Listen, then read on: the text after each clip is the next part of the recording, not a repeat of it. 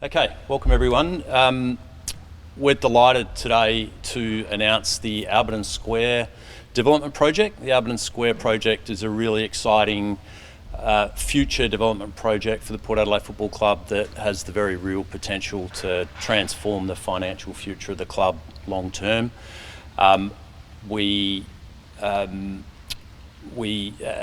you will have seen, the transformational Alberton Oval and our high performance facilities has been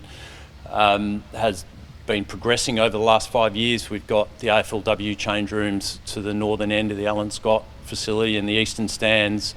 The bowling club will follow that, but about 4 or 5 years ago our board developed a strategy which was really about, our first priority was to repay historical debt. We've now been able to do that.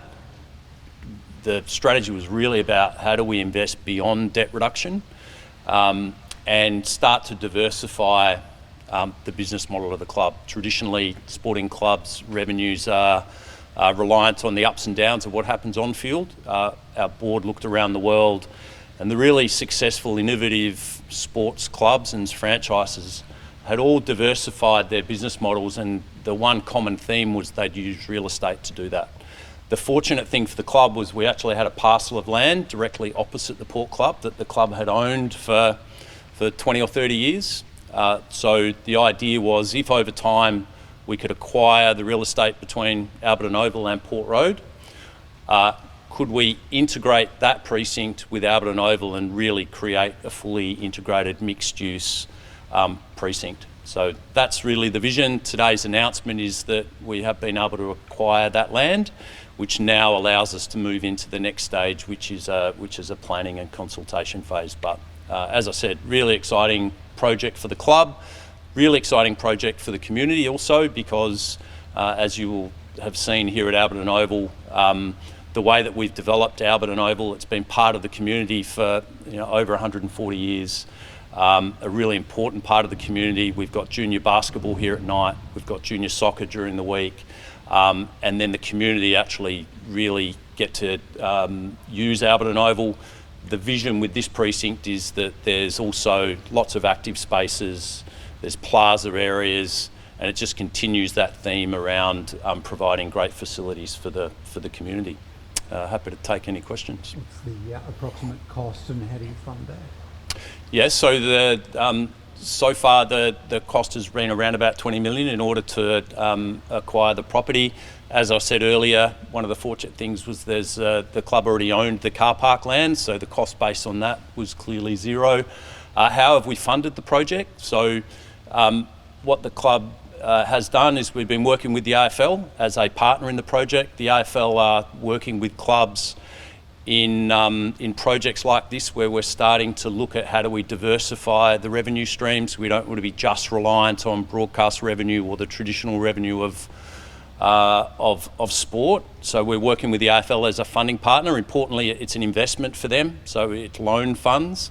And the other thing that we did was we set up a property trust. So the property trust is made up of 20 really passionate Port Adelaide people who believe in and want to support the vision to create a legacy for Port Adelaide, and that's how we've been able to fund the project. But going forward, to have that vision come through, yeah. How much, do you have any idea how much that costs and how you then pay for that? Yeah, so we will go into a planning phase now that we've been able to consolidate the land. That planning phase will include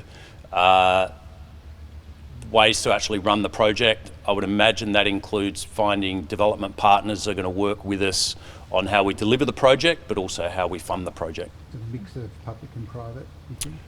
Not sure, depending on, as we've highlighted, it's a significant parcel of land. It's connected to a high performance sports precinct, which is really unique.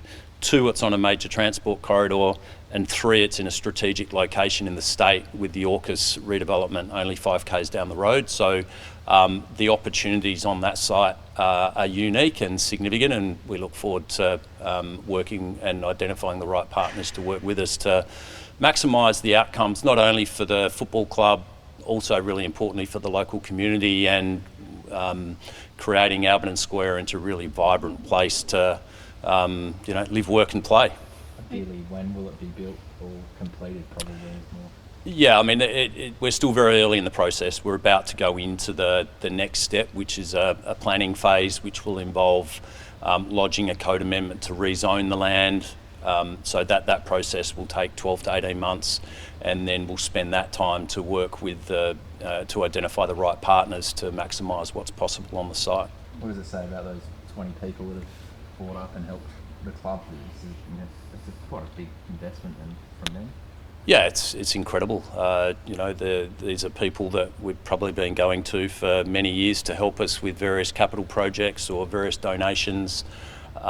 So they're just really passionate people who don't want anything, don't want any notoriety themselves, but the legacy that they're going to help create is going to be really significant. It's not going to be about the people that are at the club, 5 or even in 10 years, but in 20 or 30 years, when you think about what Alberton Oval could become, it's an incredible legacy to all of those people.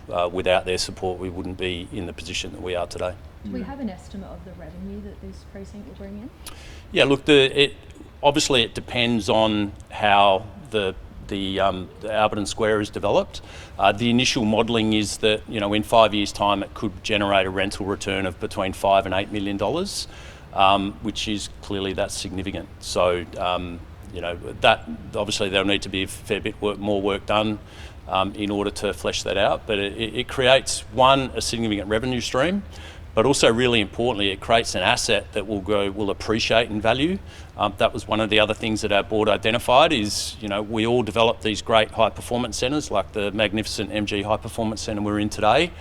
The reality though with these assets is they don't generate revenue, and in 15 years time we're probably going to knock it down and build it again. So they depreciate in value, whereas one of the features that we identified by looking around the world was those clubs that have been able to diversify their revenue and their asset bases, develop assets that, like your and my home, actually go up in value over time. And as I said, that'll create a really valuable asset for the club long term, which will underpin the financial future of the Port Adelaide Footy Club. How many homes do you think will be created with something like this? Yeah, it's hard to say. I think the opportunity is to, as I said, it's mixed use. So there's commercial use, there's community use, there's definitely an opportunity for, there's a need for housing. The mix of housing could be, affordable housing, supported living. So there's a whole range of opportunities that we could look at. But that'll be part of the next, the planning process over the next 12 to 24 months. The really important thing from the football club's perspective is we've been able to consolidate that land. In some cases, as I said, buy back houses that the club used to own 20 years ago, and create a site that is going to be really valuable in time for the Port Adelaide Footy Club, but also enhance the facilities that we're developing here at Alberton Oval. You think you have the support of the community? Obviously the full plan not out till today, but have you got any early gauge on that? Look, we kept the council, and both councils, City of Port Adelaide Enfield and Charles Sturter on the other side of the road, we've kept them engaged as we started to develop the vision. So that process has been going for probably 18 months. We're now about to go into that consultation phase, which will be, we've got a member information night for our own members, because obviously they're really important stakeholders in this. So that'll be on Monday the 16th of March, and then a community consultation workshop meeting on Monday the 23rd of March. So, we look forward to being able to share the broader vision with, with both of those really important stakeholder groups then. Many of the residents in the homes across the street that you've acquired, obviously a lot of them are renting off you. They say they haven't been given any indication of when their leases will end. Will you provide them with a sufficient amount of warning of when they have to leave? I mean, we know it's a tough housing market.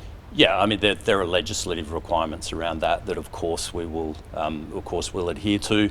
The reality is nothing's going to happen there physically for 18 months, 2 years at least. So they'll certainly have plenty of notice. Think to where you were back in 2012, it's a big legacy for the Port Adelaide Football Club to come from there to where we are now. Yeah, it is, and like there's a lot of people that deserve a lot of credit and have done a lot of really hard work in order to create that opportunity for the Port Adelaide Football Club, and most importantly, our members and our community. If you go back to where the club was in the the late 2000s, 2010, 11. Port Adelaide was in a pretty fragile position. We put Port Adelaide back together as one club. We've driven AFL footy to Adelaide Oval, which has been significant. We've taken AFL football to China. All of the boards and the people that have been involved in that have played a really important role in actually rebuilding the Port Adelaide Footy Club. Sometimes I use the line that it's taken us 20 years to rebuild the real Port Adelaide, and here's another example of that when you consider when the club moved into the AFL, the forced separation, what that did, the impact that had on the club was a lot bigger than I think a lot of people realise. And again, here's an example where the houses were assets that the club used to underpin its AFL licence that were split and divided when the club went in. So, and then we got to COVID. We navigated COVID, and the one group of people that have stuck with us all the way through that has been our members. I think about that first year of COVID, 2020, and over 50,000 of them stayed with the club when there was a threat that there was going to be no footy at all. So if it wasn't for our members, we wouldn't be in the position that we're in today. And coming out of COVID, we've been able to repay that historical debt, which was a really important goal. And all that does is give us the opportunity to now create something that is a real financial legacy. But really importantly, the only way that becomes a reality for us is if our core business, the football club, continues to perform, and that absolutely is our focus. So that's one of the really important things about this project. It will be run, whilst it's wholly owned by the club, it will be run separately, and there'll be a separate group of people that are running the project, so that our focus in the club is day to day, as it should be, about winning footy and making sure that we've got members that are highly engaged and partners who are on the journey with us. So there's another stand going over there. Could that be potential to get some gather round footy here maybe down the line? Yeah, so the bowling, the AFLW change rooms will be finished in June. The Eastern Stands will be April, and then the next project is the bowling club redevelopment, which really importantly will still include a bowling club, which is part of this community precinct. The bowling club have been here for 100 years, and now what we're doing with the Alberton Square development is making sure that they're going to be here for another 100 years. But we've got a bit of funding to chase on that one, and like we've done with all of the projects so far here at Alberton Oval, we haven't commenced any projects until we're fully funded. So we've got a little bit of work to do on the bowling club, but that's a really exciting development. It'll take capacity here.